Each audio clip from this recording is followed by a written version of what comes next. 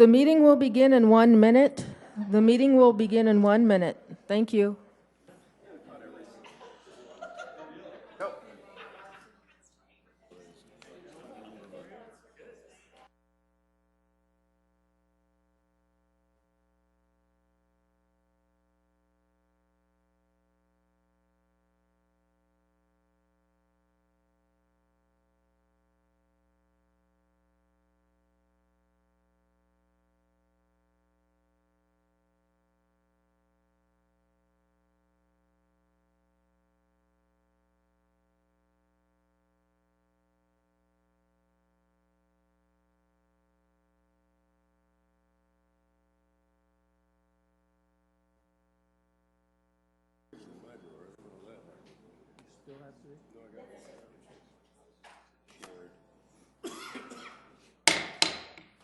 This meeting of the Sioux Falls City Council, informational meeting, Monday, February 1st, 4 p.m. is being brought to order. First item on our agenda today will be staff report, Lori Hogstead and Tom Greco. Is that right? Greco. There we go. Thank you. We'll get that right. All right, so we are here to give our first election report for our 2016 election. First of all, we have just, as of the end of the week last week, finalized our precincts, and so that is huge for us. We will have those posted out on a map on our website probably early next week. We're working on our map now, getting that finalized and getting everything put into place. We made some visits, Tom and I, along with Bob Litz, the county auditor, made some visits to several locations over the last couple of weeks to finalize and firm those up. And I do want to commend Bob Litz for putting together the initial list of precincts. He did a great deal of legwork on it, and we just worked on some fine details getting the final precincts in place. I thought it was interesting to share the statistics of where we're going to be having our precincts. We are using 6 schools, which includes O'Gorman High School. We are using 8 either businesses or nonprofit organizations. We are using 5 community centers. We are utilizing 5 city-owned properties and 33 churches. So thank goodness for the churches, because they're usually set up great for the ADA requirements. Parking facilities are great. So that is our breakdown of what we'll be using for precincts. And we will also be sending out postcards to each of the voters, and those will go out the week before the election. Our deadline for voter registration is March 28th, so we want to have that registration deadline come and pass, and the county needs about a week to enter all of those different voter registration deadlines, and then following that we'll send a postcard out that will go to the registered voters of each household, just because we're switching from the vote centers to precincts so that everyone's aware that they do need to go to their neighborhood precinct to vote for this election. The other thing that we're going to do is we will have consistency for all of our 2016 elections. Whether we have a runoff will be determined later, but if we do have a runoff on May 3rd and our April 12 election, as well as the primary on June 7 and the general on November 8th, will all be at the same precincts. So all of the locations will be identical for 2016. And we will mention that in the postcard as well so that the citizens know where they need to go vote. Just a couple pertinent dates. On last Friday, the 29th, was the first day that candidates could circulate and file nominating petitions. We did have a handful of people that came into the office, and the deadline for that is on February 26th. We have had one candidate actually file his petitions today, and that is for the Northwest District, Greg Neitzert. So he is our first candidate that has come through with petitions. All of our information on the election can be found on our website at siouxfalls.org/election, singular, the word just election. And now I will turn it over to Tom for his portion of the update. Okay, good evening, councilors. I'm just going to give a quick overview of where we are with workers. Obviously an important part of the election process. Just last week, we started soliciting workers to work at the precincts, work in the counting center, and some various other jobs that we have going on election day. That's something we'll continue to do for the next couple of weeks. Our strategy right now is to reach out to superintendents and ask them to either line up a couple deputies for each precinct, or we'll contact those deputies ourselves. But we're building off of lists that we've used of folks that we've used before in the past for city elections, but also lists from Lincoln County and Minnehaha County to sort of streamline the process and get people with experience to run these elections. However, I do want to point out that we're looking for any workers. If somebody out there is interested in working the election either at a precinct or in the absentee precinct or other items that we have out there, we could talk to you about some opportunities, if nothing else, to get yourself put on a list. So if we find an opportunity for you, we'll certainly reach out to you. Now, all workers who come and work the election for us will go through an election school, which we currently have planned for the week of March 28th. We'll be running between 8 and 12 different sessions so that we provide maximum flexibility to for folks to get here and actually sit through the school. So with that, I'll take any questions you may have. Questions from the council? Councilor Urfenbach? Just question, Tom, about those election workers. They're volunteers, correct? Yes. Do they have to work all day, or are we doing part-timers? If they are a precinct superintendent or deputy, yes, they have to work all day, plus a little more. So the polls are open from 7 a.m. to 7 p.m. There'll be some setup, some tear down, and of course bringing the ballots back to the county where we're going to count them. But there are positions for assistants. Again, we'll have a need for some people down at the county itself where we receive all the election supplies back from those precincts. So some will be part-time, some are there all day. Great, thank you. Thank you. Councilor Erickson? Same lines of Yes. volunteers. What are the requirements? I mean, do they go through background check? I mean, I know we're putting people in schools, and that's been kind of dicey. The simplest way to put it is that they need to be a registered voter, ideally within the precinct that they're going to be working in, but they need to be a registered voter and meet those qualifications for registration. And generally, they'll be able to tell us. We could cross-check it. But again, if there are people out there who want to volunteer, we can help them find that answer out. Okay, thank you. You're welcome. Any other questions from the council? Seeing none. Thank you, Tom. All right, thank you. Lori. Next, we'll have Jim David, Legislative Operations Manager, with an update.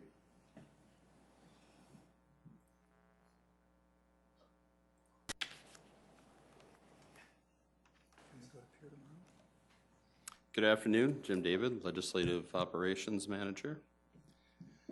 This Thursday marks the day that, or this coming Thursday marks the day that individual bills must pass their House of Origin. By this time next week, we should have a better picture of the good and the bad and the ugly that is going to be coming out of the legislature. Senate Bill 84, or I should say a particular concern, are Senate Bill 84 and House Bill 1156.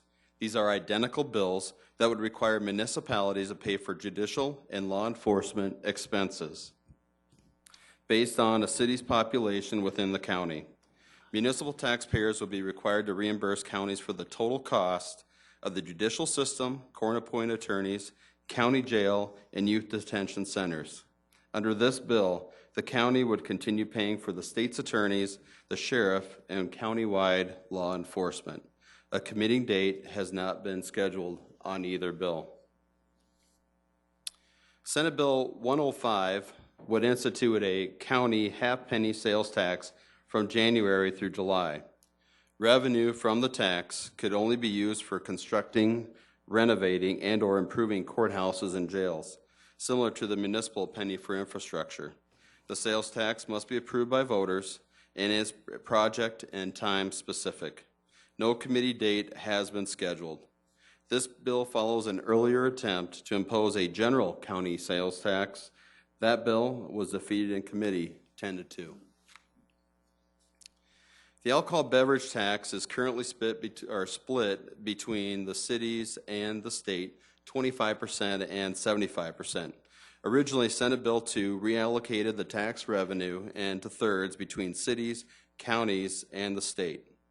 This bill was amended in committee to leave the city allocation at 25%, but reduce the state's portion to 50% and give the counties 25%. This bill has passed the Senate last week overwhelmingly 28-5. House Bill 1116 is the penny for infrastructure bill. For municipalities, this 1 cent sales tax would only be used for specific capital purposes, for a specific amount, and a limited time. This temporary tax must be approved by voters.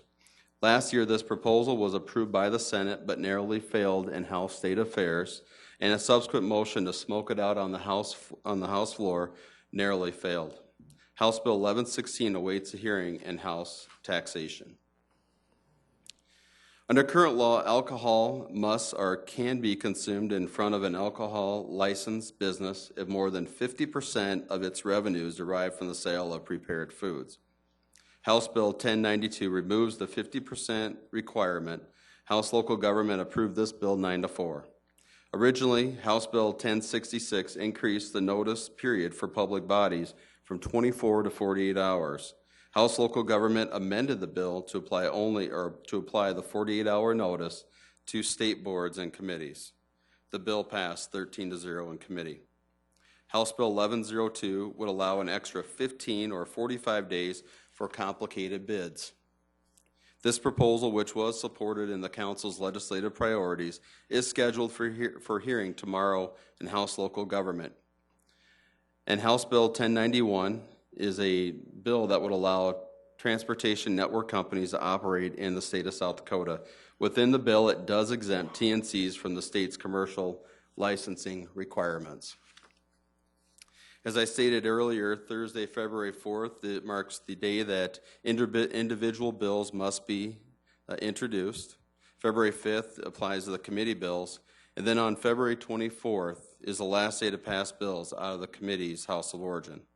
March 8th is the last day for a bill to pass both houses. March 11th is the date to recess. And then March 29th is veto day. I want to show you one more thing.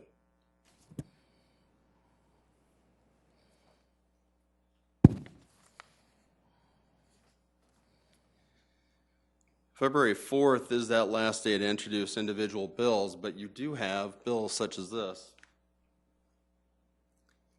This is one of 4 that I was able to find, and you'll notice, and this is, as Councilor Erickson will tell you, this is a normal process within the legislature to put these bills. These are vehicles for something that could come up in the future. So even though there's the deadline on February 4th and February 5th, there is a chance for a bill, an unknown bill, to come forward that we're not aware of. This has been done in the past, and there's at least 4 of them out there right now that can be used for whatever reason. But you'll see here that this is a bill, an example. It really doesn't say anything, but expect that one of these 4 or all these 4 will be what's called hog-housed during the session to pass whatever item it might be. So be happy answering your questions.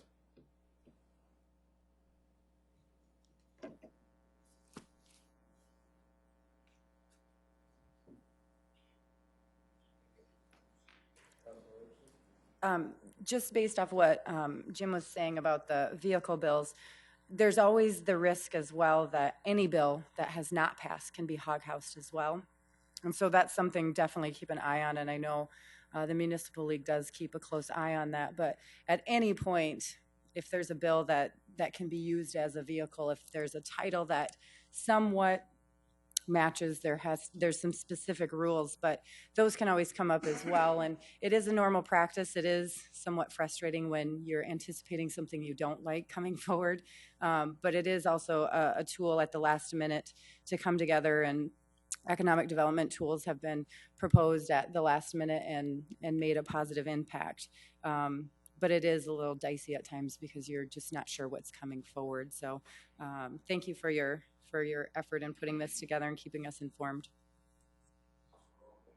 Jim, can you, on Senate Bill 84, House Bill 1156, on the first, the reimbursement to municipalities' reimbursement to the county, would that change the obviously it would change the law, but in the Constitution or something like that indicate that is the responsibility of the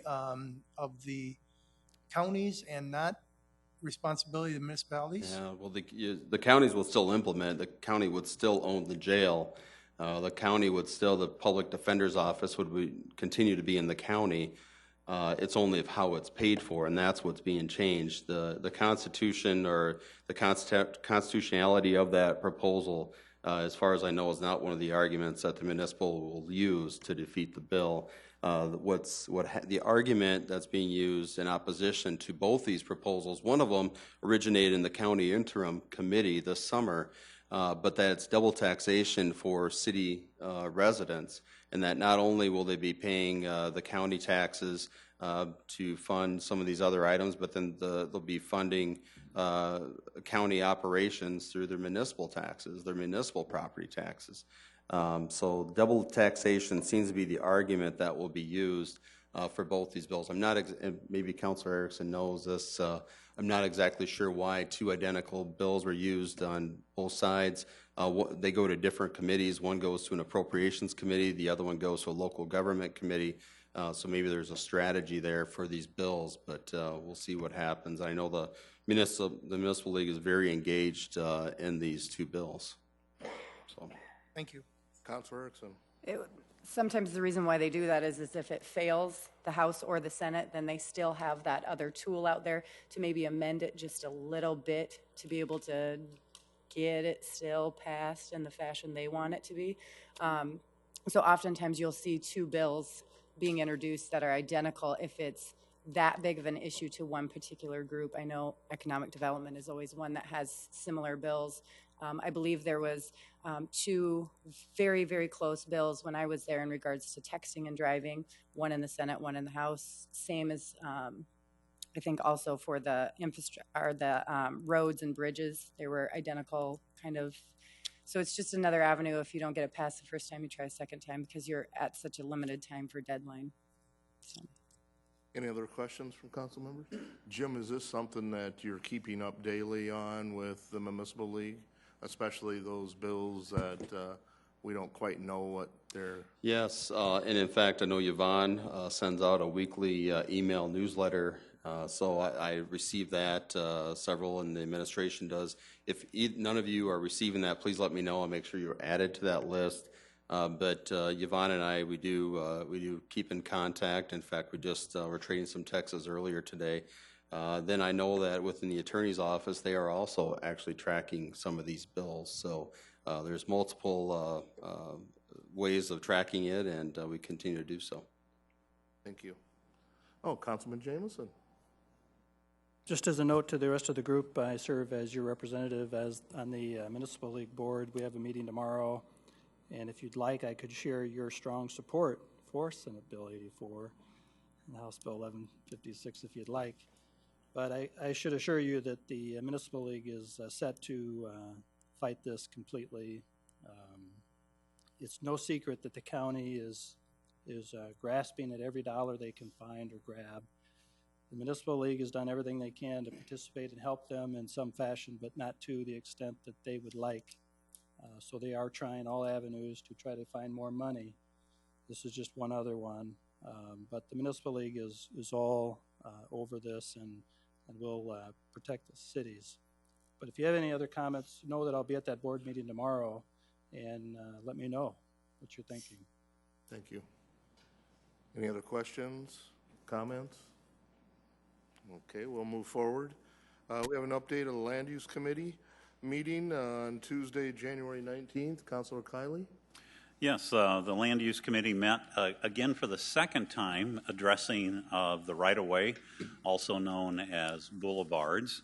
And we will meet again in land use so we can take additional comment from the public. That has been one of our objectives all along, is to be able to use a committee where we have the ability to hear directly from the public, and we will do so again this month on the 16th.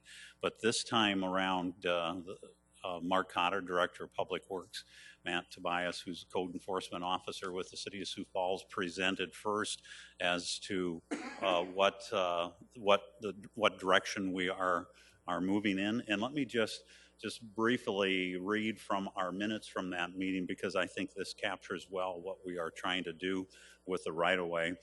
The purpose of the parking strip ordinance is to establish landscaping standards that preserve the functionality of the right-of-way which is a corridor of public and private utilities and vehicle and pedestrian traffic, but also to promote safety, community health, encourage the use of natural vegetation and conservation practices, and create vibrant and appealing streetscapes.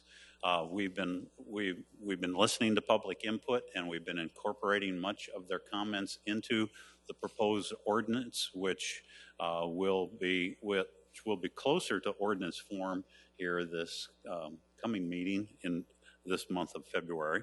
And we heard from 5 citizens that for the most part expressed that they were pleased with the direction that the committee was heading.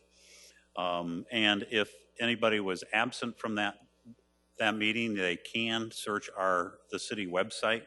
Just search parking strip ordinance, and then click on presentation to City Council, and it'll bring up the presentation that was used this past January 19th.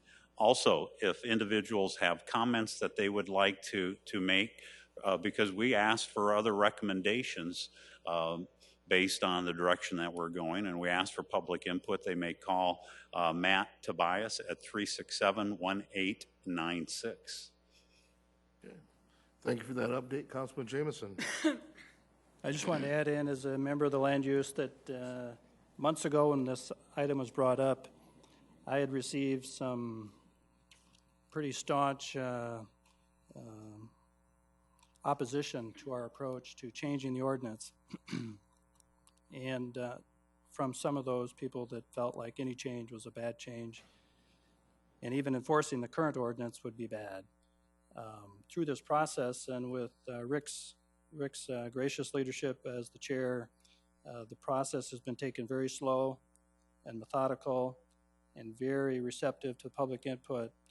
And after last week's meeting, when I was somewhere else, I received phone calls and emails from some of the staunchest opponents supporting what the language is. And it seems like a total reversal from where we started. And I think that's just so great to have, because this is going to be a big change in the ordinance. And I think a lot of the individuals who are out of compliance today are going to be in compliance. And a lot of happy people. Code enforcement, Matt, has done a great job. Public Works, great job. Citizens who've given us their feedback have helped and participated. It's just been a real good experience, I think. And from where it started, as we all know, how contentious it was before when it was started and got stopped. I think we're doing great. So I'm happy. And when I get phone calls and emails from people who were almost sending me hate mail before, and they're now in support, it really is a nice feeling to be part of. So anyway, just my point of view. Thank you, Councilor Jameson. Any questions, comments from the rest of the council? All right, with that, we'll move on. We also have an update of the Public Services Committee meeting, January 12th. Councilor Erickson? Yes, thank you. January 12th, we had public service. We had Michelle Margraf, the Executive Director of the Compass Center.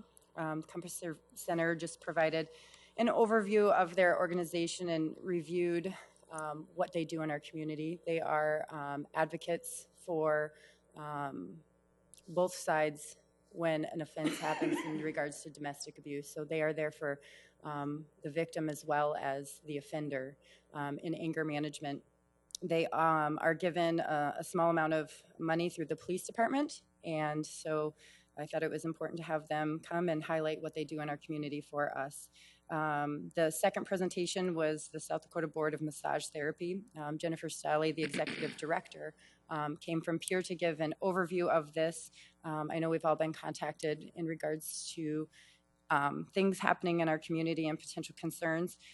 The legislature does have House Bill 1027 that I think is moving along, and a few changes will be made. Jennifer made it very clear that they are not an unlicensed group. They don't go out and find unlicensed. They simply license those that meet the requirements and don't police it. So it is a relationship with our police department as well as the state. There were suggestions to change a few things, but we want to make sure we allow the state to make those changes with House Bill 1027 and go from there. Happy to answer any questions about either of those two topics. Any questions from the council? Comments? Thank you, Councilor Erickson. Next, we have an update of the UDC, Urbanized Development Commission, meeting on January 14th. Councilor Rolfing? Yes, I was in attendance as usual, and we did a number of things. We accepted some new appointments for the Citizens Advisory Committee and for the Technical Advisory Committee. Those are committees that work and bring information to the UDC committee. We looked at the annual list of obligated projects that are there and got going. There was a change to the TIP, Transportation Improvement Program, a slight revision. We okayed that. And last but not least is the video that you're seeing right here. This is potentially what 41st Street and Interstate 29 will look like in a few years. And as you can see, this is called a double diamond intersection. And Diverging diamond. a conversion diamond. That's right. Diverging. That's right. Conversion diamond. Diversion diamond. Well, something like that. Some kind of diamond it is, right? And it works. They say it works really well. I understand that Rapid City is getting one of these before us, and they're not real pleased about it for some reason. I think it looks kind of interesting. I don't think I want to, I wouldn't want to be impaired going through here, but it might mess you up a little bit. But other than that, it looks like it's a good way to move traffic and keep things going very, very well. So I just thought I'd give you a little quick overview of what that would look like driving across 41st Street at the interstate. Okay. Thank you for that update. Any questions, comment from the council? Seeing none, we'll move forward. Next, we'll have City Council open discussion. Do we have any? Councilor Offenbach. Thank you. I just wanted to bring to light item 29 this evening regarding the staff's wonderful recommendation to kind of loosen up on some of the rules for how agendas come forward to the City Council. And I have two amendments that I'm offering. They've been live on SIRE, which is our agenda management system on siouxfalls.org. They've been live since this morning. They're also available to the public as hard copies over here on the table at the door. If you have questions or concerns about it, I'll be around between meetings, but just kind of bringing back that Friday idea so that we keep that piece in law, but at the same time making it just a little easier for staff in terms of the agenda. The deadlines aren't quite as hard and fast in this new proposal. I think it's a great proposal. The amendments just keep that Friday thing as being a little more strict, and it allows for technical difficulties if things happen. So just wanted to bring that to light for the public. Again, it's on siouxfalls.org on the agendas, and it's on the table over here behind me. Thank you. Questions, comments? Councilor Jameson. If I could, Councilor Offenbach, you opened the door, so I'll just follow up a little bit on this. I missed this meeting. I did watch it though online. I think your amendment makes perfect common sense. What I'm missing is how did this get started? Because this sure does make common sense, but what was the impetus for starting this? I would respond to that, and then if I mess up, Lori can help me fill in the blanks. But it's mostly about staff trying to clean up some of the issues that they have, especially with contracts coming in as late as they do. Very often our bids are open on Thursday, and then we have this Friday deadline that's very strict.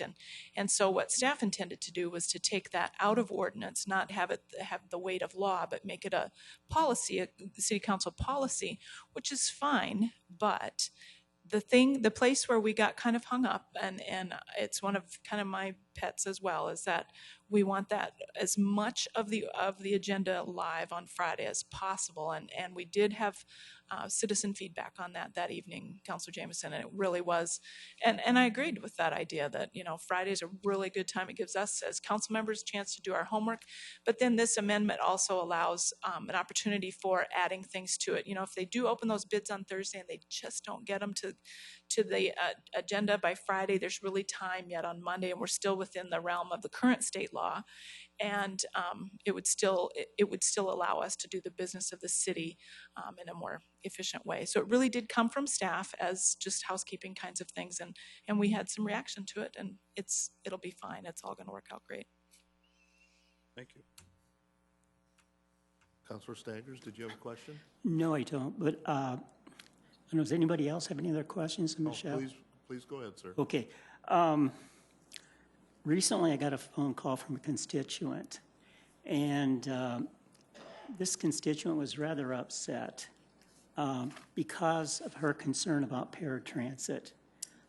She told me that some of these people who call for paratransit sometimes might wait an hour, 2 hours, or whatever, and she was wondering, is there anything we could do to kind of maybe make sure that that's speeded up?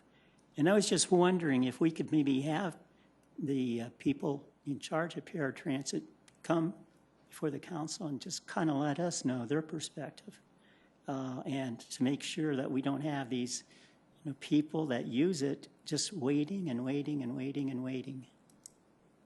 Councilor Jameson? Not that I work for paratransit, but I did hear from Sam Trebelcock. He is going to be coming in front of the council. I believe it's next week or the following one to give us an update about other issues. So I think he would be right here in timeliness, and we could address that issue then. Okay, that sounds fine. Councilor Erickson? New item, is that all right? New open discussion. I just wanted to bring to the council's attention, a while back, I know you all voted for the distracted driving amendment for $50,000 for the police. It would go into the police budget. So thank you for that in advance, and we have been moving forward. Councilor Kiley did reach out to the state, and we were able to stretch the dollars further while they will allow us to use their marketing campaign. So anything we want to put on TV or print that they already have, we can use as long as we put that Sioux Falls on there. So a small group has been getting together, talking about the distracted driving campaign that we will be launching. I will steal Councilor Greg Jameson's terms to educate before you confiscate. And that really has been a big thing to me, to be able to educate. So we're doing these small meetings, and we're looking at all avenues and collaborating to stretch the dollars as far as possible, and just wanted to highlight a couple areas that we're able to stretch those dollars. One being the relationship that Councilor Kiley had with the state, as well as we will be doing some mid-continent TV stuff and partnering with another city department and getting that discount to go a little bit further if we hit a certain dollar amount. We're also talking about doing some stings or saturation patrol type things to really focus on the offenders and educating those that are offending. And distracted driving really looks so different in so many ways. We've talked about signage, leaving the schools and having it attached to existing poles. We've also talked about doing PSAs, billboards, radio, you name it. Really everything's on the table at this point. One of the things that's really exciting to me is I've started to reach out to many of the schools and school districts in and around Sioux Falls to partner with the student councils in their schools. And so it's really about making that impact go as far as we can with the limited budget that we have. Reaching out to the schools, I did find out that Harrisburg School was awarded a $100,000 grant for a 2 hands on the wheel, 2 eyes on the road campaign. The campaigns will be completely separate. We're not merging any money or doing any of that, but they're certainly interested in sitting down and talking about how we can make this impact go much further. More information to come, but I wanted to highlight just kind of where we've been and where we are going.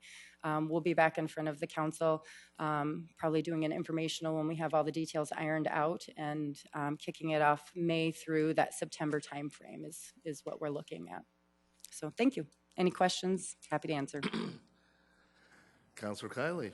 I'd just like to add, Councilor Erickson had mentioned the saturation patrols that we which would be conducted by the Sioux Falls Police Department. We'd have 4 or 5 of those. But throughout that patrol, with any stop, they would hand out information that is already prepared on a little postcard regarding distracted driving, the perils of distracted driving. But one other benefit of conducting the saturation patrols this year is that we can collect that data and then potentially use that in future campaigns, because in order to be most effective with this, I believe this has to be an ongoing effort. It's not just a one-time effort and everybody's going to get it and the problem's going to go away. But if we can collect the data that we can gather from the saturation patrols, we can use that data to demonstrate that there is a need, a statistical need, and then we can take that forward and apply for federal grant money through the State Department of Public Safety, and use potentially this year, we're using $50,000, so we could use that as, and request matching funds. We could use ours as an in-kind contribution and request at a minimum another $50,000 to make the money go even further. So there's a lot of possibilities there, and it is going to be a very broad-based campaign, and I thank Councilor Erickson for her efforts, because there's a definite need. Thank you, sir. Any other questions, comments? Councilor Staggers? I just wanted to let you know that also Councilor Rolfing and I attended the public transportation meeting last week, and your issue was one of the talking subjects. So we are working on that, and when they come back to us, I think they'll have some more answers for us also. Okay. Well, thanks a lot. Okay. Thank you. Any other items for open discussion? Seeing none, we'll move to our presentations. The first one will be Quarterly Indoor Aquatic Center update by the administration. I believe that starts with Mr. Kearney, our Parks Director. Good afternoon, council members. Certainly our entire project team appreciates the opportunity to give you another quarterly update. The good news is that the project continues to track within budget, and it continues to remain on schedule, and things are moving along very nicely at our new Indoor Aquatic Center. The first graphic we thought was very informative. I think it gives a really good idea of what you can expect when you walk in the door the first time. This graphic is really a great tool that TSP and the project team have come up with to really be able to illustrate the different spaces within the Indoor Aquatic Center. It's essentially, if you took the roof off the building, this is what you'd be able to see. You can see the water slide that goes inside the building and then outside the building to save square footage. You can see the splash pad that we have as part of this overall project.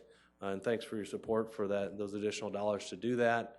The sun deck, you can see the lobby space, the 50-meter pool with the 2 movable bulkheads in the middle of the pool, the 4 diving boards on the far right-hand side of that 50-meter pool, the interactive play feature in the recreational pool, the current channel, which is that somewhat figure-8 shape, the lily pad crossing, and the therapy pool as well. So we think it's a great illustration of to be able to inform the design, to really give you a good idea of what you can expect when you walk in that facility. More specifically, though, we do have some interior finishes selected. Essentially, all the interior finishes have been selected. As we mentioned early on in our processes, that when we went about designing this facility, we wanted to make sure we had durable finishes for the environment that we have with this Indoor Aquatic Center.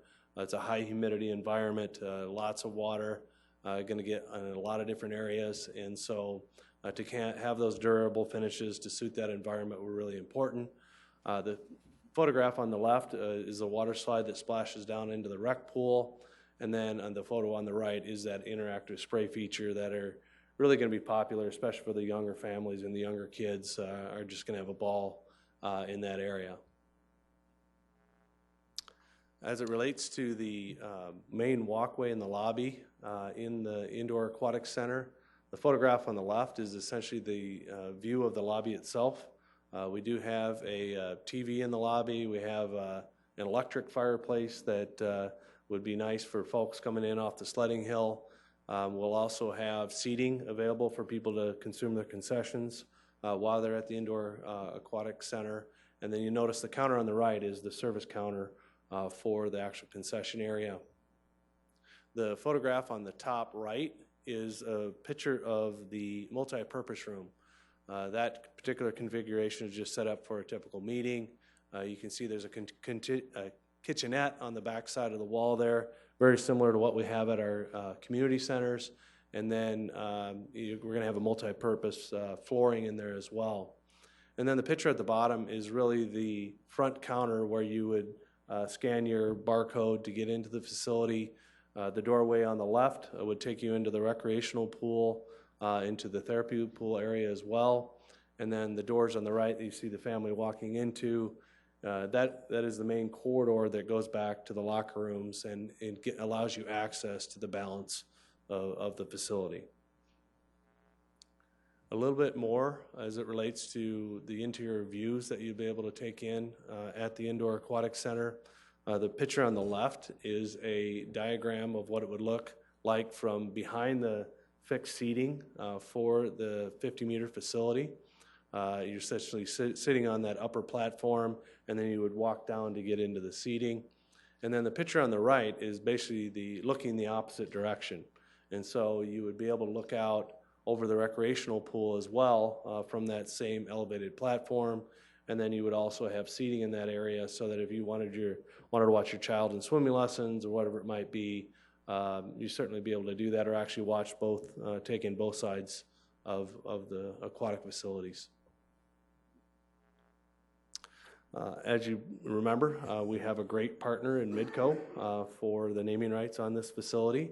And so our project team has been working closely with Trish McCann and the marketing folks at Midco to come up with the installation of their new logo on the building itself per our agreement with Midco. The one on the left is the main entry into the building. And you can see the graphics that have been put together for the Midco sign on the front entry. As you drive along Western Avenue, there is a big wall on that east side of the building. There is another example of what that signage would look like. And then the photograph on the bottom right hand is the actual monument sign as you drive into the entrance to the Indoor Aquatic Center. So we're really excited about our partnership with Midco, and the graphics for that sign package that goes along with that naming rights agreement is coming together nicely. As it relates to construction specifically, we have enclosed the building for winter. Some of the plastic you see there is where ultimately the glass will go on the Indoor Aquatic Center. The roofing is essentially 100% complete as we speak. It's very close to being completed, and so progress is being made in that regard as well. Here's another shot of the 50-meter facility looking east. The 50-meter pool is completely poured. The walls are in, the floor is poured. And in this next slide, you'll be able to see that the picture on the right is actually the piping is now going in behind the walls. Ultimately, though, that piping will all get connected back to the mechanical room, and then it will also ultimately be backfilled, and then there'll be prep for pouring the decks on the pool floor, or on the decks around the pool. The recreational pool, the work has begun there. The photograph on the left is a picture of the excavation that's going on for the different pools that are in the recreational side of the facility. Those walls and floors are being formed up as we speak, and so good progress is being made on that as well.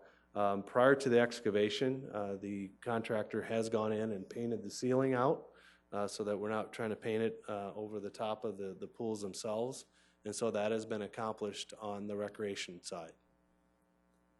And then the picture on the right is really looking back towards those multi-purpose rooms to see how that relationship would be if you're actually in on the south end of the recreational pool. So what to expect this coming spring?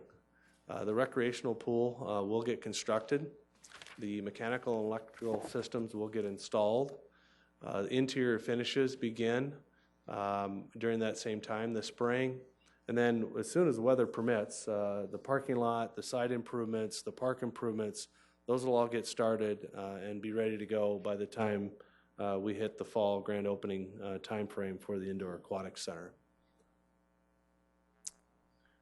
The other thing is that we wanted to share with you that we have our third volume or third issue of the neighborhood newsletter that went out. We just try to keep the neighborhood updated on what's going on with the construction site. If they haven't been in there, at least they can see through the pictures and the narrative that is provided by Sioux Falls Construction on the progress that's being made on the particular facility.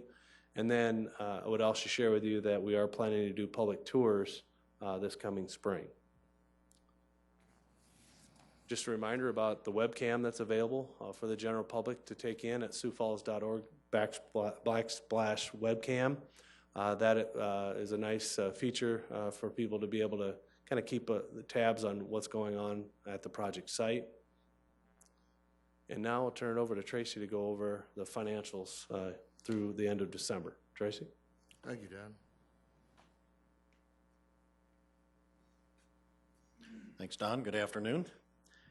As Don mentioned at the outset, the project continues to track very well in terms of the budget. So on the financial side, there's not a lot to report.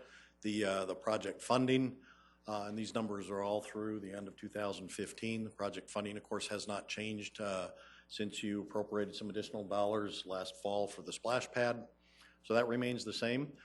Project expenditures through the end of the year, we've expended just about $8.7 million. Of course, most of that is on construction.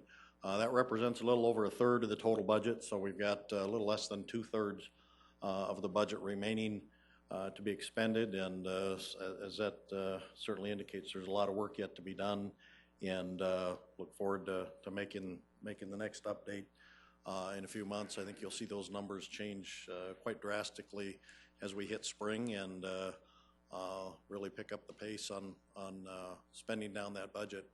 So with that, certainly stand by. I know we've got a number of the project team members here standing ready for any questions you folks have. Council, we have any questions? Councilor Staggers. Tracy, I've been told that we're going to be spending an additional $1.5 million on the Aquatic Center. Is that a correct statement or not? Well, I don't know, in addition to what. This is the project budget, $24,065,500, and we certainly expect the Aquatic Center project to be, when everything is said and done, to be finished within that budget. So we're not going to be spending an additional $1.5 million? No plans at this time, no, sir. Okay. We have no authority to spend any more than that amount. Okay. Excuse me, Councilor Kiley. Yes, and this might be directed more towards Don regarding the landscaping. And I understand with the first slide, or really your second slide, that may not be an accurate depiction of what's going to happen. But I noticed that on the east side of the 50-meter pool, it does show conifers there, and it appears to have deciduous trees on the north side. I would suggest that we also include at least a row or two of conifers on the north side, because those are going to give you screening year-round, summer as well as winter. And so for those neighbors to the north that had expressed some concerns over the views of the park, that might help alleviate some of those concerns, as well as effectively serving as a windbreak in the winter months too, because deciduous is not going to be of any value in the summer in terms of shade because of their location on the north side. So just a suggestion. And I do believe along the 26th Street side, which is quite some distance from the pool, do we not already have a row of conifers?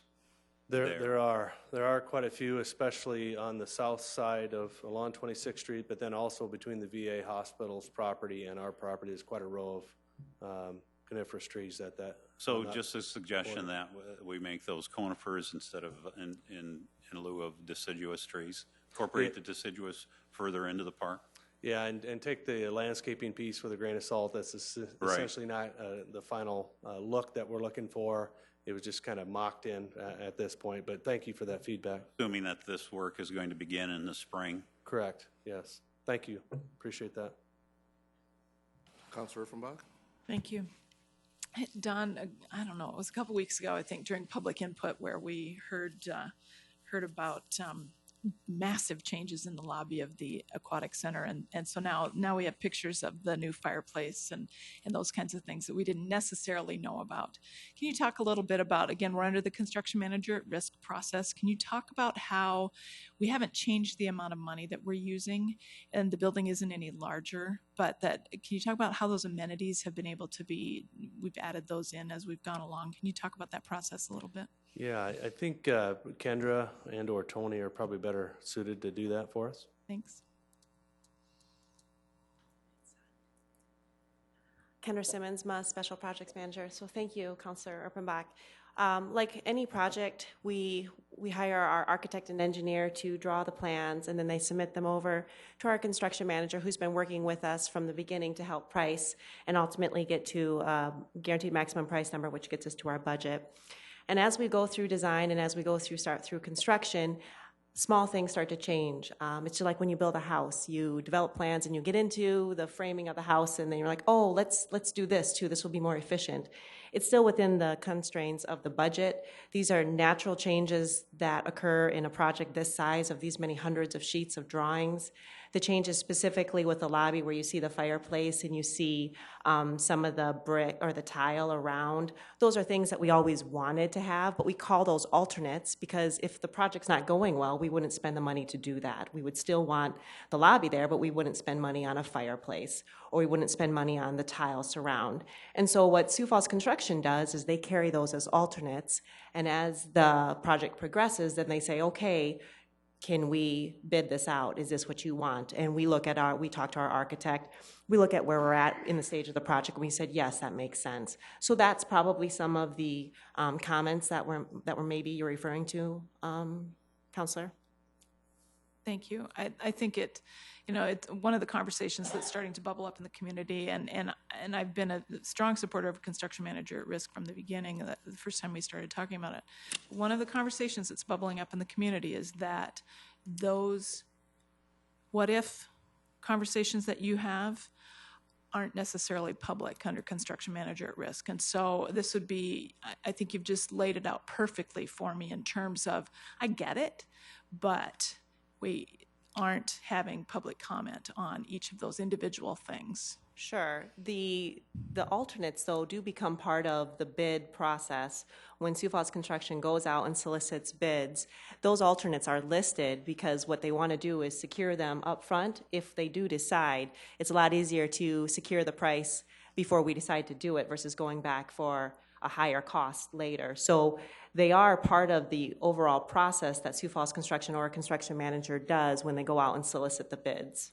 Talk about the bids. I'm sorry, Mr. Chairman, one more. If you would talk about that bidding process, if we're doing a street and it's a low bid process, that's a public bidding process. But because it's a construction manager at risk process, as a member of the public, do I have access to those documents, or do I have to be a potential bidder to get those documents? You certainly, through, because we are the owners, you certainly, if the public has a request to see any of those change orders or bid documents, we certainly would provide them. But correct, Councilor Erpenbach, that it's not a low bid public opening process like we do with our street projects. It's the construction manager works to gather the bid documents from the architect and engineer, and then they solicit it publicly through the exchange, builders exchange, and it goes, I think it's published in the Argus Leader, and then they sit down and they open the bids, and architects are there, the city representative is there, and they go through a thorough vetting qualification process. But you are correct, it's not like opening at 2 or 10 a.m. in City Hall. Right. This conversation that I've been hearing in the community has just been really interesting to me because, again, I do support this. We know exactly what we're going to spend on this building. We're not going to spend one penny more. And we may spend less because it's a more efficient process. Right. But I just think it's important for us as citizens to understand there is more to it than just, Sioux Falls Construction's out there just hiring whoever they feel like hiring. No, that's absolutely not the case. They go through a strong vetting qualification process, and 9 times out of 10, the price is is considered to be the reason why they get selected. But also, what we're doing with our construction manager at risk approach is we're looking at experience. We're looking at and again, it's not we, it's Sioux Falls Construction or the construction managers looking at how have these subcontractors performed before on other projects similar. And so it gives more flexibility to evaluate the qualifications than not necessarily we get when we go for a low bid. Great, thank you. Councilor Staggers. Yes. I don't like to be critical, but here we have this $24 million aquatic center, and we have a fireplace. It just doesn't seem like it fits into the aquatic center. I mean, that's just my point of view. Maybe other people have a different point of view, but appreciate that. Yeah. Councilor Kiley. A little bit about the construction manager at risk process, and I'd like to piggyback off of what Councilor Erpenbach had mentioned. And thank you, Kendra, for clarifying that the change orders can be accessible to public. And that has been stated or misstated that it's a big secret behind the doors dealings, and that's not the case. Those can be accessed. Change orders can be accessed by the public. And again, the guaranteed maximum price is just that for the city. It guarantees the maximum cost of this facility. And the construction manager is at risk if it goes over. If it goes over, they are responsible for anything that goes over. And again, not to say that it is going over, but if it should happen in any project, the construction manager is liable for that. And it's just, so the benefits certainly outweigh any perceived negatives in this process. And the other issue that is not correct, that has been mentioned to me before too, if there is a savings, the construction manager gets all of the savings. That's not the case. Any savings comes back to the City of Sioux Falls, not the construction company or manager. And I guess just to follow up, Councilor Staggers, this is going to be a year-round facility. So individuals enjoying the sledding hill just outside to the south right now will have a nice place to use during the winter months. I think I'd appreciate the fireplace at that point. Councilor Erickson. I just have one quick question. I don't know who wants to answer it. We've heard a lot about potential other sponsorships. Can somebody give just a brief update on any other sponsorship opportunities, I guess? Yeah, that's another piece of our project work. Yeah, like with the event center, many of those sponsorships were secured after the building opened. We have it on our to-do list to have that put together and packaged so that we can go out and offer that out up to the community and to obviously the businesses in the community specifically. And so that is a process that we're going through. We just haven't launched that process yet, but certainly intend to try to sell the natatorium, the therapy pool, the different amenities that we have within the aquatic center. If I may follow up. Please. I don't remember the company that we worked with originally. Legends. Yeah. Is Legends not involved anymore? At one point, they were going to be securing any and all sponsorships. Is that something that's now going to be Parks Department, or who will lead that? That is part of our overall process to roll that out, but we did offer or request that Legends provide that service to us, but they declined the service just because it's really, I would say maybe not big enough for the types of things that they typically do. Thank you. You bet. Or Jameson. Recently I went to the pool at one of the Great Life centers, and my Speedo and everything, and getting warmed up for my trip that I took to another body of water, and I experienced the pool for the first time in a long time at an indoor facility. I was just thinking about the towels. You know, at that facility, there were all kinds of towels for us to use and bring in, and this is going to be bring your own towel. There's no towels allowed or provided or used, right? Correct. We do not contemplate providing that service. Okay, well, it just came to my mind because I didn't bring my towel. And so a couple things. The fireplace looks great. What I saw from your drawings looks great. This is going to be just such a huge asset for our community. Please don't skimp on some of those things because there's something special here. The other one is, I see up at the top, it says design update. Maybe you said it and I missed it, but is this design or layout different than what we've seen before?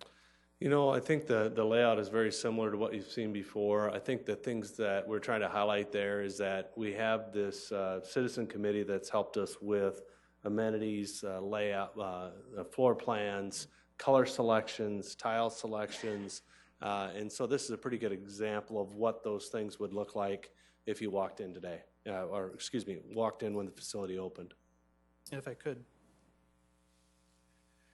how to point to it, but that brown area between the 50-meter pool and the kind of the splash area, it looks like a bunch of stacks of things. What is that? That is the multi-purpose room with the brown flooring on it, and so that just shows the color of the tile that would be in that room. I get it. Now I see it. That's actually tiled with the kind of a wood grain look to it. And is that just for one multi-purpose room? Actually, it's for two. There's a gray space in between there where you actually be able to pull a divider up. Again, very similar to what we have at our community center, so that you could separate it into two different rooms. So like somebody having all those birthday parties that hopefully they have there, you could have more than one. Correct. How many do you think you could have at a time? Well, I would imagine we'd be scheduling those basically on the hour to allow some, and then allow some time in between to be able to clean up and then offering up. That's kind of a Gene and Alicia question. They'll figure that out, but from a program standpoint. But yeah, we definitely want to offer that up. But it also could be used for meetings. It could be used for community neighborhood meetings. It could be used for a variety of different purposes. One more. One last question. Sorry. So one of the big things I've seen at these hotels that have the kind of pools on the inside and kind of play areas, the pizza, ordering pizza for these birthday parties is a big deal and big business. Is the concession area going to provide anything like that, or would everything have to be ordered in? Well, that still remains to be seen. We haven't selected a concessionaire for that. We're currently in the process of doing an RFP to select the concessionaire.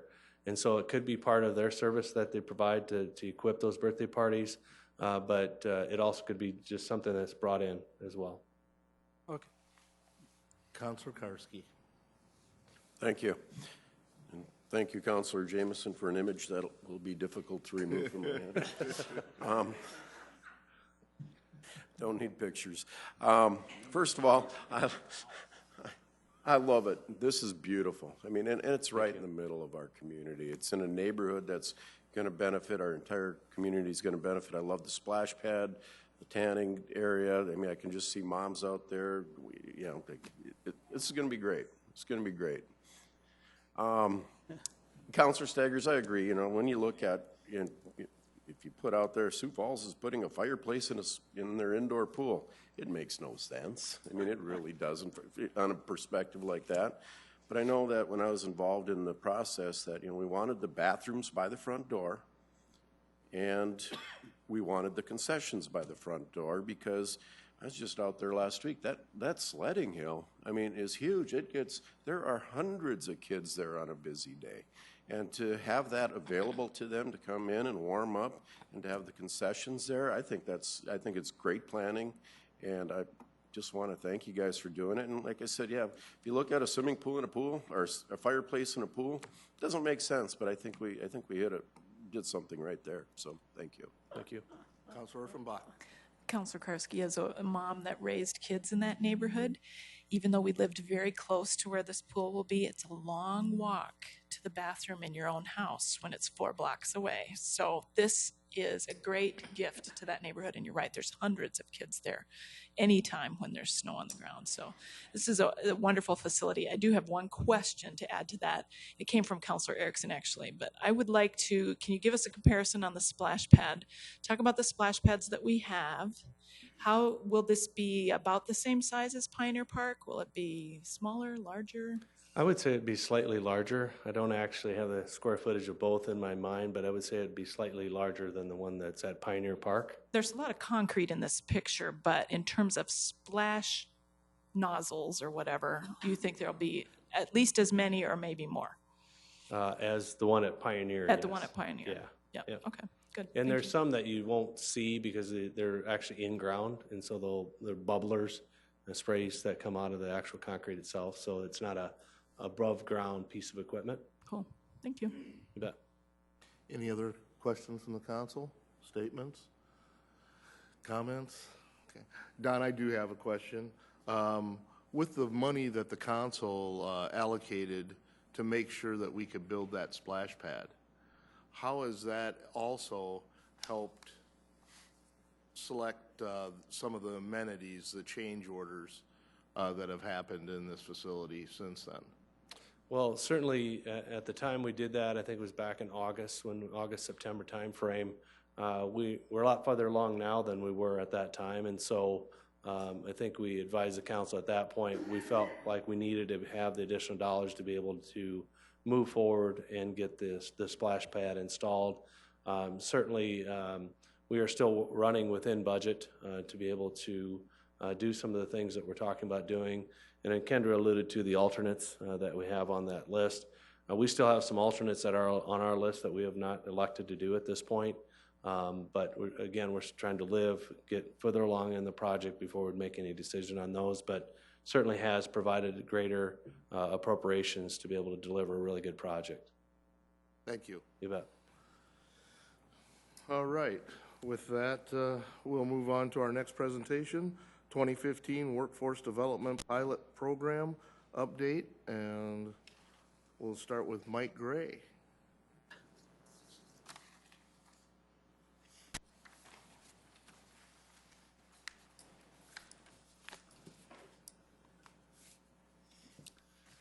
Good afternoon, councilors. Mike Gray, Economic Development Office for the City of Sioux Falls. Here today to provide you with an update on the city's Workforce Development Pilot Program in 2015. An overview of today's presentation, I'll start by providing a quick background on the Workforce Development Program, the steps we took up to the program launch, the review and award process. We'll also then review each of the organizations that were awarded funding and talk a little bit briefly about the programs that they executed. After that, I'll then provide a program summary overall. We'll then touch briefly on the workforce development dollars allocated for 2016, and then open it up for any questions. So some background on the city's Workforce Development Pilot Program. Not just in Sioux Falls, but across the state, workforce development has been a major topic of conversation, and in 2014, the City Council approved $500,000 for the city to address that opportunity. In late 2014, the Economic Development Office for the city did community outreach, meeting with over 20 workforce development stakeholders, nonprofits, educational institutions, to really identify what those opportunities and areas of need are. Came away identifying 4 areas: strategic plan and implementation, attracting and recruiting new employees, training and reemployment, and then also establishing educational partnerships. Program launch and award process. In January of 2015, the Economic Development Office launched the Workforce Development Pilot Program. Having identified what those areas of opportunity and need were, we wanted to really have a program that utilized these dollars in a responsible, efficient, and direct, in a way that would have a direct impact. We determined that a grant program providing funding to organizations that were well positioned to make an impact in this community would be the best route to go. We requested from the community that they submit applications identifying what their program would be, laying out their goals, who they would target, and received quite the response, getting over 40 applications requesting over $2 million in funding. We had a review committee comprised of members of the Economic Development Office, Bill O'Toole from Human Resources, as well as David Bixler. After each committee member reviewed all of the applications that were received, we created a short list down to 10 applicants, interviewed each of them, allowing them to give us a presentation. Ultimately, 8 of the proposals were selected from the organizations in front of you. In total, a little under $441,000 was awarded on a primarily reimbursement basis. So now I'll go organization by organization, reviewing each of the programs that were offered through our pilot program. Employment Edge set out with the mission to focus exclusively on the population of recently released nonviolent convicted felons. The program that they were executing was to be twofold. The first part was a job placement aspect, screening these individuals, marketing these individuals to businesses to get them reemployed and into the workforce. The second objective of their program was to provide community and business outreach, informing these businesses of the potential pool of workers available that are oftentimes overlooked. The program went very well with over 40 individuals employed to date. The program is currently ongoing, and we expect that Employment Edge will be able to continue providing these services through the spring of 2016. Multicultural Center focused on the immigrant and refugee population, providing them with training in soft skills such as clocking in, clocking out, not using your cell phone at work, as well as filling in employment applications and getting transportation to those interviews. They were also educated on general U.S. workplace customs. To date, the Multicultural Center has worked with over 90 participants in their program. They currently have over 55 individuals placed into employment and are working with about 20 to 30 people still currently in the program.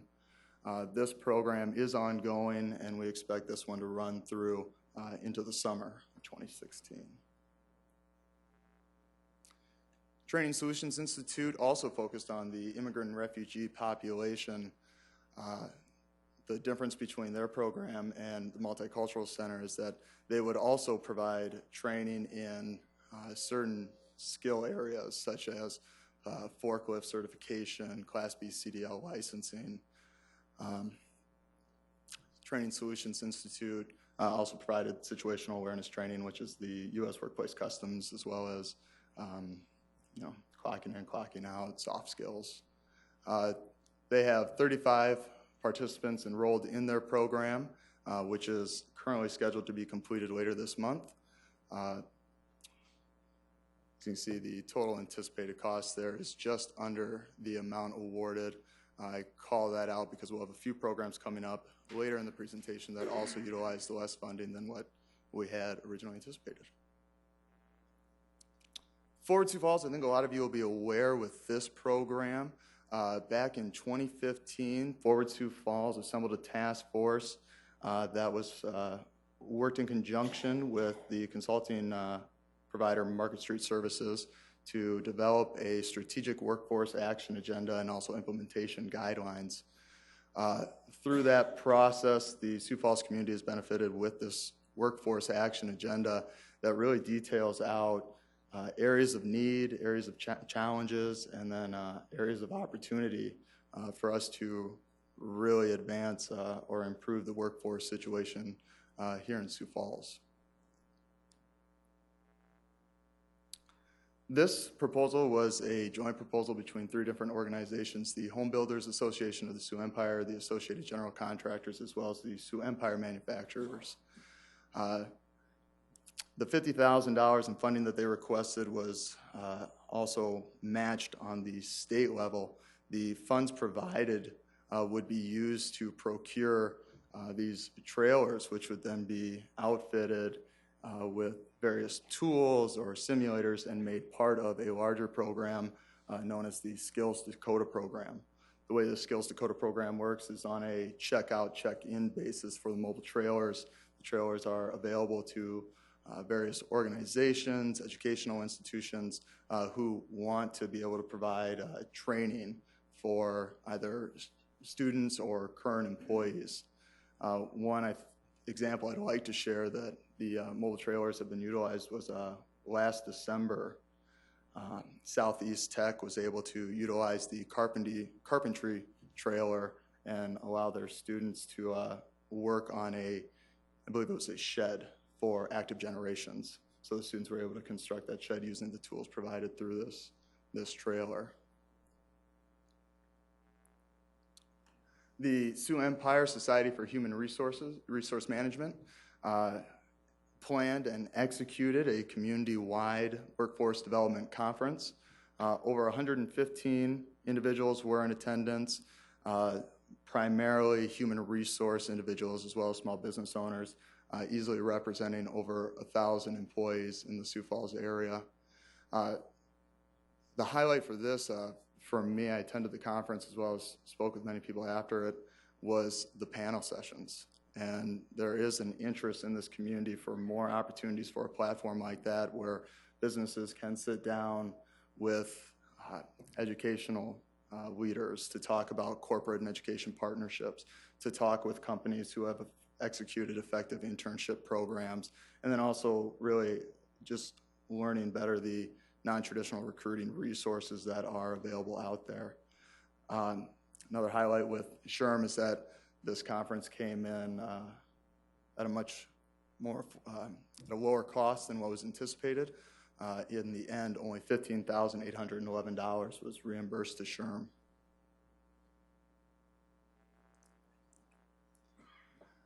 Globe University, to take a step back real quick, talking about corporate education partnerships, that's what Globe really set out to accomplish in a different way than what we've seen in the past. We've seen Training Solutions Institute partner with other businesses out there to develop programs where they can provide skills training. Globe University set out to provide a non-traditional education program with businesses that could provide a curriculum in business management, marketing, et cetera. The cooperative training program, as they called it, is a 3-way partnership between the employer, the employee student, and then the business. Globe would work with the business to develop a curriculum specific to that business's needs and wants, and then provide the employee with really, this employee student with really a dual training. They would get the classroom training as well as on-the-job training. This is through conversations I've had in the community and events I've been a part of, I know there's a strong interest in having these corporate educational partnerships. The conversations have really started to talk about what does that look like, how does that work. The Globe took on that challenge of figuring that out. Ultimately, they were not able to come together, though, and effectively get a program off the ground, so no partnerships were formed. And how the contract between the city and Globe was written was that once a partnership was formed and a curriculum developed, the city would, at that point, distribute funding to a portion of the funding to Globe, and then the business would be responsible for a small portion of the cost as well. Since no partnerships were formed, however, zero funding from the city was distributed for this program. The Sioux Falls School District Career and Technical Academy, another educational partnership between the city and the Career and Technical Academy on this one. CTE set out to develop a new program, the Electrical Technician Program. What was unique about this course offering is that it would be the only course they offered that provided dual credit. So the students would be able to enroll in this program, receive high school credit towards graduation, and then receive post-secondary credit as well. The curriculum they went through, they developed the curriculum, marketed it to students. However, the registration level was too low from CTE to offer the program. So what they've elected is to not offer it in the spring, but to push it to the fall. The city's contract with CTE was set for a spring semester. As such, zero funding was distributed through the city's program to CTE. So in summary, with the city's workforce development pilot program, I believe we set out and accomplished what we set out to in utilizing these dollars in a efficient, responsible way, but still providing a direct impact to the community. Ultimately, we had $500,000 budgeted for the program, initially intended to award a little under $441,000. Ultimately, though, the final distribution amount was $310,225, leaving a little under $190,000 retained by the city. Looking ahead to 2016, the City Council has approved $500,000 in the 2016 budget for us to continue focusing on workforce development in the City of Sioux Falls. A few initiatives that have been identified that I want to call out are the USD Discovery District. I believe it's been communicated and talked about in the past, where $150,000 will be used with the USD Discovery District in helping get them going, get them off the ground. Another area that I would like us to focus on is the Strategic Workforce Action Agenda. 11 initiatives were identified in that action agenda, 4 of them being key initiatives to start on immediately here in 2016. Our office has had conversations, had meetings in the past, and we have meetings and conversations scheduled coming up to determine what that might look like, how those funds might be utilized this year still. And then we were also happy with the outcomes that we had with the programs through our grant program, really providing that funding to the organizations who are positioned to have a direct impact in this community. And we would consider allocating a portion of these available funds towards a program very similar to the one we ran in 2015 as well. Absolutely want to continue to work with this council in how those funds will be utilized, what this program will look like going forward, whether that's directly or with David Bixler again. So with that, I'll open it up for questions. Councilor Kiley. So I understand that we have, of the $500,000 budgeted, we have basically $190,000 that was retained, that was not utilized. Correct. I would suggest that we dedicate this funding for future efforts involving workforce development, because this too is going to be an ongoing effort, something that we're not going to resolve just with what we've done here in 2015. And a question, is there going to be a point in time where the individuals who did receive funding will come forward and present to us? Because I see Slater, Mr. Slater Barr is here.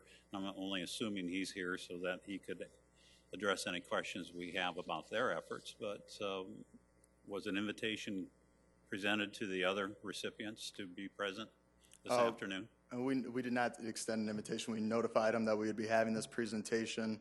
If you would like, though, I'd be more than happy to extend an invitation to each of the organizations or particular ones who you would like to come and present their specific program to you as well in more detail. I guess they could probably give more detail and are better at giving details of what their efforts were and what they accomplished. And for that, I guess at the appropriate time, I would invite, Slater has sat through 1 hour and 22 minutes of meeting time already. And I would invite him, if he has something that he would like to address about their efforts, I'd be happy to listen to it. Before we go on with that, Councilor Kiley, Appropriate we'll finish the questioning here. Do you have any other questions, sir? No, that's it. Okay. Let's see, Councilor Karski. Mike, right? Correct. Okay. First of all, thank you. I appreciate your diligence in everything that you followed through up on this good management of the program. Just a couple questions. For example, Multicultural Center, I like what they did, and the other programs, so it's not maybe specific to them, but were all of these brand new programs, or did they just say that, well, we've had this program, and if you guys give us money for this, we can do a different program? Or how did that work? For the most part, a lot of them were new programs. Some of them were based off existing programs that they were currently executing. So, for example, Multicultural Center, like you pointed out, the services that they were providing were very similar to a program that they were running through the Department of Labor and Regulation. However, the funding that they received through that program was restricted in how they could spend it. With our funding provided, they were able to open their program up to individuals who were not enrolled in TANF, Temporary Assistance for Needy Families, thereby increasing the number of people that they're able to serve. So that was the difference. Their services, it was still very in line with what they were offering, what they were knowledgeable and experts in doing. Our funding allowed for them to open their program up to a wider amount of They enhanced it, and I think we got our money's worth, so, okay, thank you. Councilor Staggers. Yes, we've spent several $1 million, several $1,000, right? How much was that again we spent? About $310,000. $310,000. And have we calculated how much we spent per person that benefited from this program? You know, we have on each individual program. It was broken down for some programs are a little bit easier to do that for, being Employment Edge, Multicultural Center, Training Solutions Institute, how many individuals came out, and I believe that was on the slides, if you'd like to go back and look at them.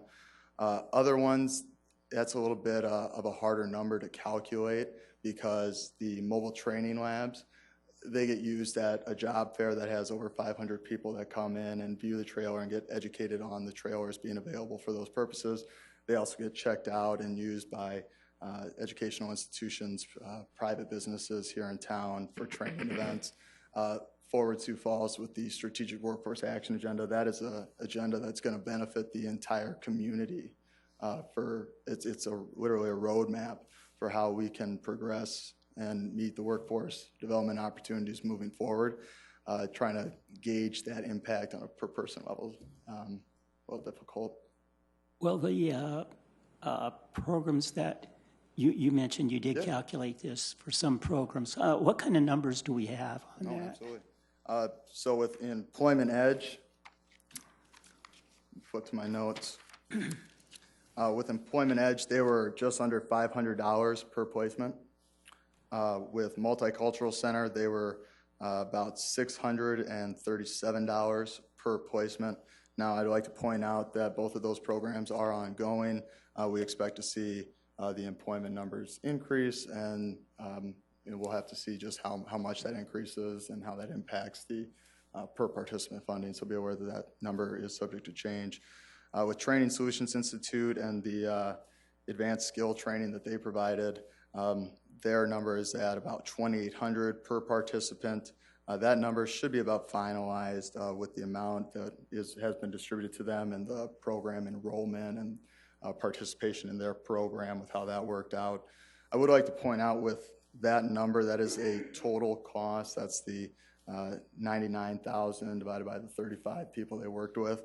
But keep in mind that a certain portion of those funds did go to marketing and sustainability of this program. And what that means is that Training Solutions Institute has been effectively recording and creating a marketing campaign based off this current program.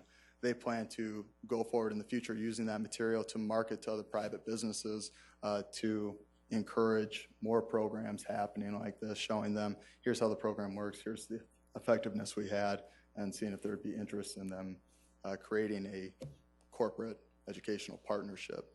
So that number, that 2,800, is a holistic number, but really if we wanted to, we could break it down even more to what these specific training costs were and how that was provided to each participant. And any other numbers? No, those are it. Okay, thank you. Councilor Urfelbach? Thank you. Mike, thank you very much. This is a very specific report, and I appreciate that the numbers are in the slides that we saw, and they're in the handout as well.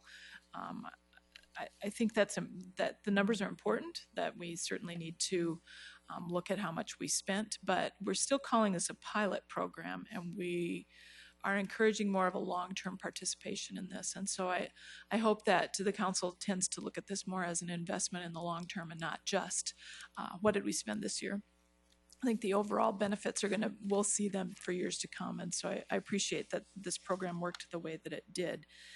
A couple of questions about, number one, I wanted to ask about the Career and Technical Academy one. Because there is still money left over, and because that is a fall semester program, is there any plan on the part of the administration to go ahead and fund that for the fall semester? Currently, no, we do not have those plans. So is the $189,000 going to effectively roll over, or does it just drop back into the general fund? It drops back into the general fund. Okay. And I can let Tracy address that in more detail if you would like, how that works. Yeah, can we talk about that a little bit? If you don't mind, Mr. Chair, I'm sorry. Nope, I think it's a good question. I think we just need to explore this a little bit further, because the council did approve $500,000 for the 2016 budget in addition to the $500,000 that we approved for the 2015 budget. So now we have $189,000 left over from 2015. Can we somehow make that sort of roll over, or how does that work for us, Tracy? Well, of course, the $15 are part of an operational budget. So just like any other operational budget, at the end of the calendar year, that whatever dollars are not spent, that budget authority lapses. And so there's no longer any budget authority to spend that $189 or whatever it is that's left from 15. So if you're looking at funding something currently, I think the first place to look would be at the current 2016 appropriation. If for some reason there's an established need or desire to go beyond that $500,000 with what Mike has identified and what may come up yet that hasn't been identified, then you would look at supplementing that program with additional dollars from the general fund beyond the $500,000 that you appropriated last fall. Good. I think that's something for council to think about and for the administration to think about as well, in terms of, that particularly the CTE money would be really well spent, and even in a larger quantity than that. And so I think that's something to think about. But thank you, Tracy. Thank you, Mr. Chair. You're welcome. Councilor Jameson. Thank you, Mike, for the update. Is this just a question to the council as well? Is this the kind of the final report going forward? I mean, is there going to be another one that will include, say, potentially the actual applicants coming, or were you intending this to be This was intended to be an update to the council on how the program has gone so far.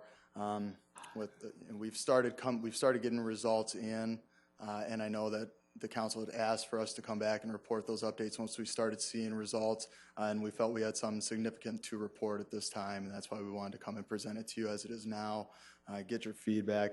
If figuring out the best way to set up presentations in the future where we can invite in the awarded participants, as well as keeping you apprised on how the programs continue to be effective in the community, we'd be happy to set that up. Okay, and then as well, have you been given, and do we have a definitive kind of grading scale of some sort that says this is good, this is bad, this is worthwhile, this is an investment to the start of something that could be bigger? Did we outline one, or do we have? I know this is a pilot program, and Councilor Urpenbach was right on that it's kind of in works, but I believe it's probably pretty important for us to give you that, or us to develop something as a grading scale for proceeding and or eliminating, or some kind of a criteria to help you and assure the public that we're making wise decisions. But I know that this is kind of all in a go, and the public has told us they want us to do this kind of work, and the investment is worth it. The council fully supports it. But I think we just, as a pilot, we've got to kind of grow with it and get to that next element of some kind of a grade. And I would urge the council going forward to develop that. It's just imperative that we do. Otherwise, we're going to get in trouble if we don't. That's all. Councilor Rolfing? Thank you. Mike, I really like what you've got here in the first three of them, where it said, you know, what the cost of getting someone employed, that kind of thing. I understand why some of the other ones are softer and may not have numbers, but I would expect some numbers fairly soon on those, because it comes down to how many jobs were created or were filled in the Sioux Falls area of the 4,000 that we have, that we don't have filled right now. And so I'm asking you to really concentrate on giving some hard numbers when you come back with a report. This is so important to the city of Sioux Falls. I know Slater has worked on this, so important. Let me ask a question. Has anybody given any thought to this simple idea of looking at the jobs that are out there right now, and let's just say there are 50 welder jobs that could be had at $45,000 a year. Going to a place that we know in the country that has an overabundance of of welders, say in Michigan someplace, where some of them are out of work, Chicago area or something like that, and putting the word out that we'd be happy to pay them $5,000 to come to South Dakota as a travel or as moving expense. Something that simple. Would it work? Would it not work? We can't do that. That's not legal. I don't believe, Councilor Rolfing, that that's a legal thing for a city to do. I think that was one of the proposals I had. Remember, we started this project a year and a half ago, and I had all these crazy ideas. That was one of them, and they said, no, that's not legal. So careful. I know the efforts, our initiatives identified in that strategic workforce action agenda do call out a marketing campaign as such. What that ends up looking like, the specifics and details behind that, or what we're going to work towards here going further. But that'd probably be the best way that I could tell you what's going on right now. Well, I would encourage you to look into something. I know that there's a bill in the Senate or in the House.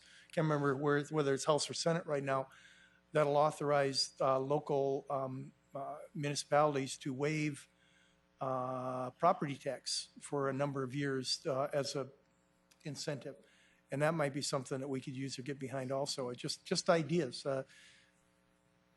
Absolutely appreciate it. Okay. Councilor Erickson. Turn on my microphone. It says reimbursement basis, so I'm curious which ones were reimbursed and which ones we wrote a check to, or however that worked. Absolutely. Primarily, all of the programs were on a reimbursement basis. I would say with the exception with Employment Edge, Multicultural Center, and Training Solutions Institute, they did request some startup funding, which we then provided, not the full amount, just an amount that we thought was responsible, reasonable, until they would start with each program. All 8 of them had to submit monthly reports, just as a way for us to monitor and track their progress. And I can tell you that I talked with each of the program organizations much more often than that. But through those reports, through the conversations, we were able to monitor and track their progress, see what the results they were having, and then at that point, specifically with those 3 organizations, we would continue to distribute more of the funds to them up to the amounts they'd been awarded. Forward Sioux Falls, H-Base, AGC, SEM, SHRM, those were all on a reimbursement only basis. They submitted invoices. I went through, verified the invoices, and then approved the funds to be distributed. Can I follow up? So the Employment Edge, Multicultural Center, and Training Solutions, the amount that it says approximately 19,000 utilized to date, is that all that they've been given, or have they been given the full 25,000? Great question.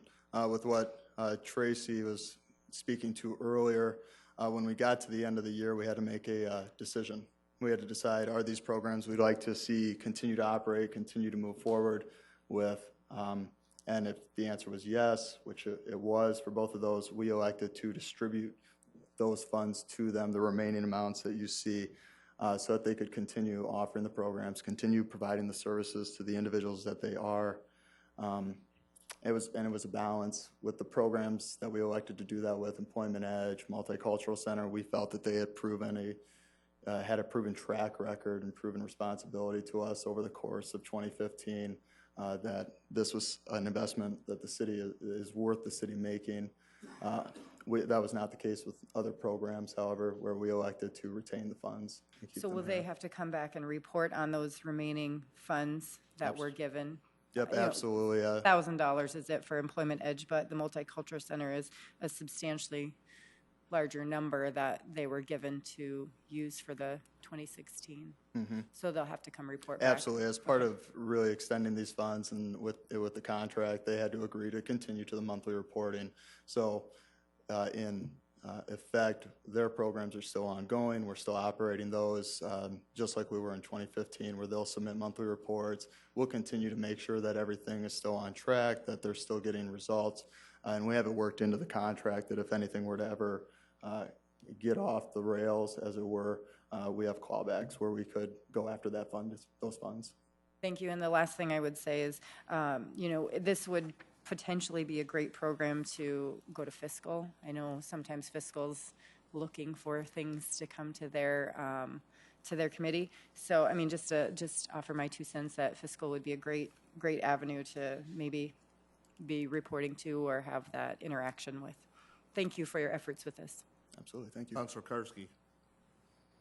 Thank you, Council Chair. I understand maybe the thoughts of some of my fellow councilors on what did we get for our money here? What is our immediate payback? How many jobs did we create? But this is so much further than that. I mean, some of these are visionary. When you look at the Forward Sioux Falls, and I can't remember, I probably spent 30 hours in meetings there on the strategic planning, or strategic workforce planning committee. I mean, that's a 10-year plan. You can't count numbers like that. It's a vision. It's about our future. And that's what this $500,000 is about. It's not how many jobs did we create in the last 8 months because of these things. Yeah, some of that's important, but I'm going to encourage us to keep looking forward with this and take a long range, the visionary approach when it comes to doing this stuff, because our future isn't just in 6 months. It's in 10 years and 20 years and 30 years. And if we don't have a plan to get there, this 6 months really won't matter. So thank you. Precisely. Appreciate it, Councilor. Councilor Jameson. As the chair of the fiscal committee that's been swamped with stuff, fiscal's been meeting and just meeting and meeting. I would throw up the opportunity for fiscal to review this item and have Dave Bixler, who was a part of the program at the beginning.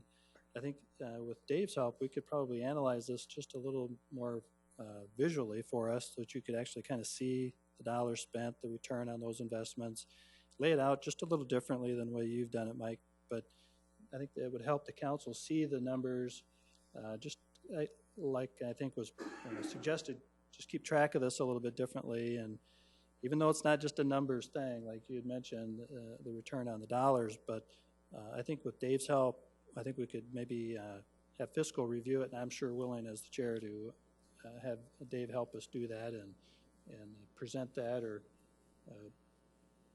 be a part of that going forward. Absolutely. Thank you. Any other questions from the council at this time? All right. I don't think this is a bad thing for fiscal, but I also, on Councilor Kiley's statement, I would not mind seeing maybe the Employment Edge Multicultural Center and Training Solutions come in front of the council and update us personally on what they're seeing out of their programs. Nothing against what you guys have presented to us today, but I think it would give us a little more insight to what's happening on those 3 programs. And we also do have Slater here today, and I think I would like to take the privilege to let Slater come up here and give us a little update on what their group is also doing so that we can move forward. So thank you, Mike. While Slater is coming up, I'd like to go even a little further, that the award recipients should potentially report to us up front to tell us what their plans are, and then to do a follow-up at the end. So a beginning and end report. And I know that they are being held accountable through monthly reports, but I think this is just another way to keep us informed and also to reinforce that, yes, they are going to be held accountable. Thank you. Slater? Yeah, thank you. Slater Barr, President of the Sioux Falls Development Foundation. Through Forward Sioux Falls, we initiated this strategic workforce planning agenda, hiring a firm, Market Street Services, out of Atlanta, who works with communities on strategic planning. They had been here before 5 years ago and doing a more comprehensive strategic economic development plan. This time we asked them to really take a deep dive into workforce. The real reason, those of you who have participated in this and have heard me talk about this know that I've been a very staunch advocate of a very in-depth, very strategic look at workforce, because as I dug into it, for everything that I thought I knew, I would find an exception, or I found that it was just completely incorrect. And I talked to one employer and hear, this truth, and I talked to another employer and hear another truth. And what I realized was that everyone who employs individuals, they're seeing this much of a much bigger picture of the entire community.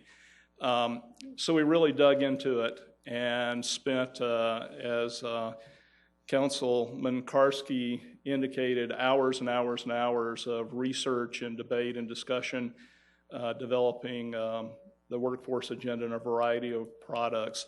Out of that, 11 strategic items were identified broadly into two categories of workforce development, taking the people that we have in our community, looking at the jobs that are going to be required in the future, looking at the skill sets that we currently have, and trying to align those. And so there was a handful of strategies that, revolve around that. On the other side was bringing workers into our community, workforce attraction. And so there was a whole nother group of initiatives around that. And then the two overlapped, and some of them accomplished both at the same time. So it is a very, very long-term plan. When you are, how long does it take to build a workforce? Well, when a baby's born and they enter the workforce, you're looking at about 21 years or so. So that is a very, very long-term strategy, but there are a lot of things that we can do now and be working on. And so there's a handful of items that are getting off the ground already. Probably the primary one right now is the Cradle to Career initiative. There's a number of communities around the nation. Nashville kind of led it with something called Alignment Nashville. Cincinnati was another group, Cincinnati Strive. In Sioux Falls, it's going to be called Sioux Falls Thrive. And so that is a very, very collaborative effort of bringing together educators, bringing together the business community, business leaders, the employers themselves, and social agencies, frankly, to address all these issues at the same time. As part of that, we are working with Augustana University on developing a common language, metrics that everyone can agree upon, because as you can imagine, all of these different agencies, business, educators, social agencies, they have their own viewpoints, they have their own agendas, and they don't always speak the same language. So as a starting point, it's identifying what are our goals, what are the common language, what are the common metrics that we can agree upon, and then let's work together to facilitate change in that. But all this is very, very much in the infancy stage and is just now getting off the ground. Thank you very much, Slater. Any questions for Slater? Councilor Staggers. Slater, it sounds like from what you've said that maybe the funding that we're providing would be better for,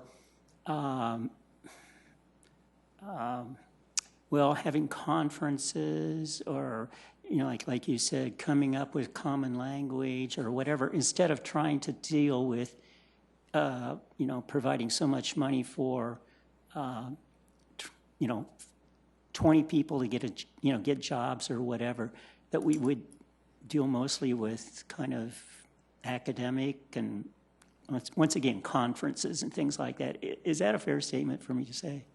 Well, I think that certainly you're looking at providing funding to these initiatives in the future. Mm-hmm. I think you're going to have to evaluate them all on a case-by-case basis and make the determination of their merits and, you know, what they ultimately are going to achieve.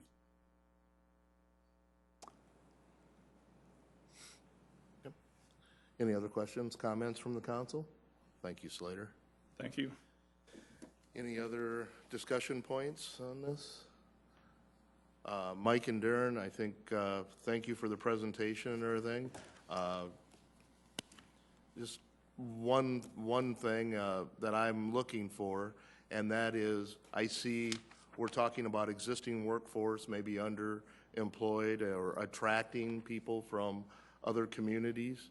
The one thing I really have not heard is, what about our future workforce? The future workforce that is already here in our city, and what is that future workforce looking for, and directing them into, you know, those fields and that will give them a living wage and maybe keep them here in our state. It has been one of the most critical things I've heard over my time on the council, and even before that, that we have a brain drain out of South Dakota, and coming up and finding those things that future workforce is interested in, and helping them get into that. So that's just my say on that. With that, this meeting is now adjourned.